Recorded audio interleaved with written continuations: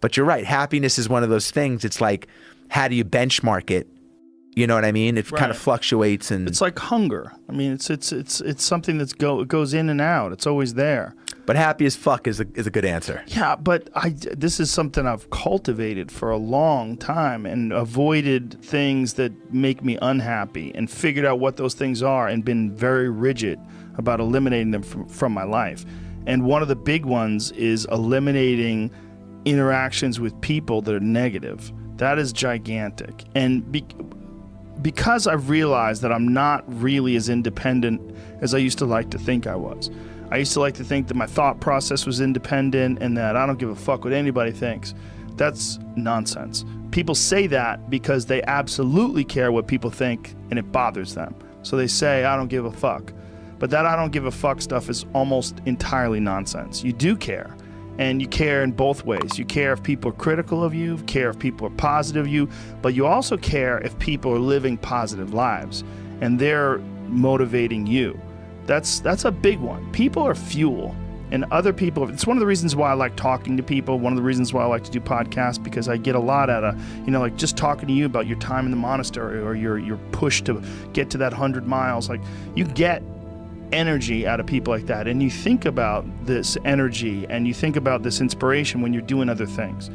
And it also sets in your mind that when you meet these exceptional people that move you, like, what are the characters, what are the qualities that they have, what are the characteristics that they possess, and those things become significant and important to you. Whereas if you live around a bunch of people that are complaining and bitching about everything, and they see the negative in everything, and they're always whining, those people are the opposite of that. They're the opposite of inspiration, and they're mud. You're just like, bleh. It's like you're up to your ankles in mud. You try to trudge through life. It's difficult. You're not light.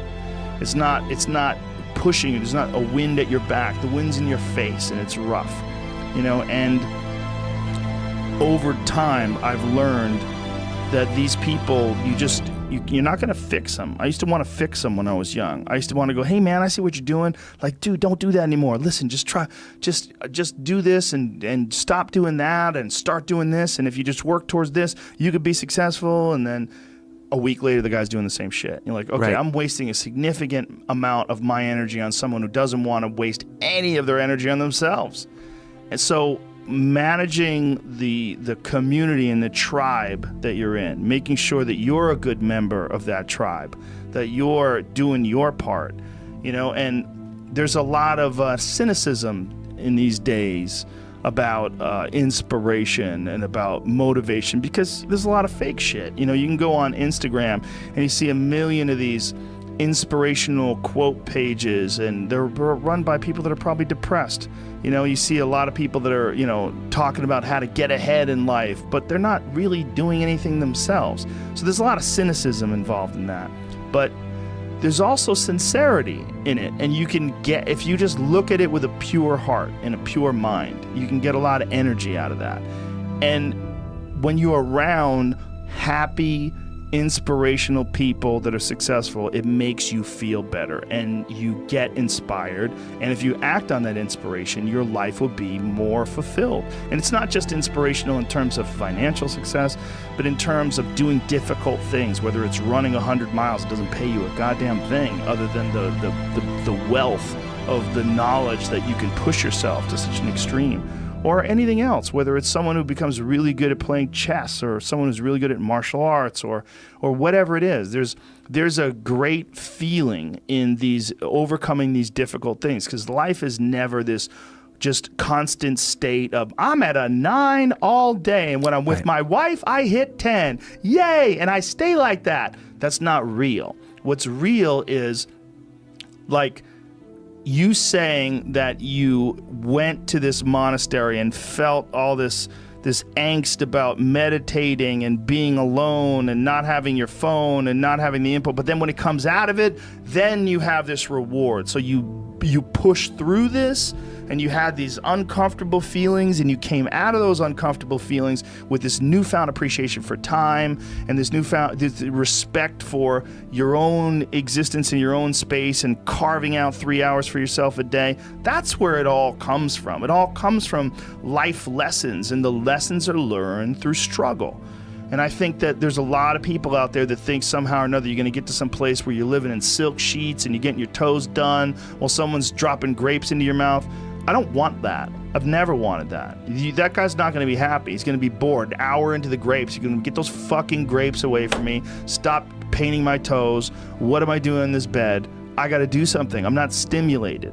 The human organism, the animal that we are, needs constant stimulation because it evolved trying to find food and escape enemies, and find shelter, escape nature, escape the elements, try to survive. And this is the great joy that you have in taking care of your children, that you can protect your children from the elements and the enemies and feed them. And it's also the great sadness that you see in losers. When I see a loser, I see some guy who's 43 years old, lives in his parents' basement, and he fucking hates the world. I'm like, that was a baby. Man, this is a baby that somebody just gave shitty nutrients to, whether it's nutrients in the forms of food or in the form of thoughts and ideas and examples. And this kid developed these horrible, self-defeating patterns of behavior that have led them to this point where they're this middle-aged person with no future and no idea of how to get out of this rut, and probably never will escape it, and might just wind up sucking on a gun. You know, I mean, this is the world that we live in today. And I think part of that world is because we have been fed this line of horseshit that you're supposed to seek comfort.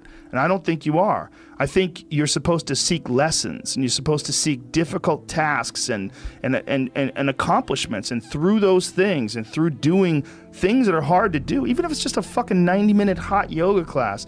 I do a 90-minute yoga class, man. Those last 20 minutes, I do not want to be there, man. And I definitely don't want to give 100%. And I can cheat.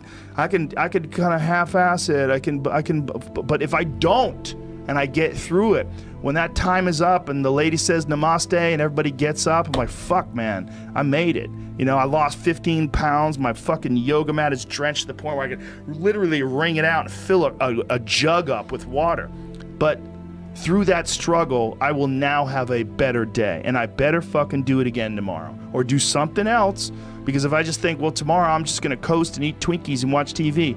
Oh, hello, sadness, my old friend. Hello, depression. Because when you're not doing anything, you feel like shit. And that's just a part of being a human being. And we can pretend that we're something other than what we really are. And we can pretend, nah, me, man, I'm just cool, just chilling, doing nothing. Bullshit. You're a fucking human. You're a human being. You evolved from the fucking hundreds of thousands of years of hunters and gatherers and people that were struggling. Those human reward systems are carved deeply into your DNA. And if you don't respect that, if you don't respect the mechanism of happiness and fulfillment and what you really need to do in order to feel satisfied in life, camaraderie, love, family, friendship, struggle, testing yourself, learning, all those things are imperative. They're all a giant part of being a person. I love it.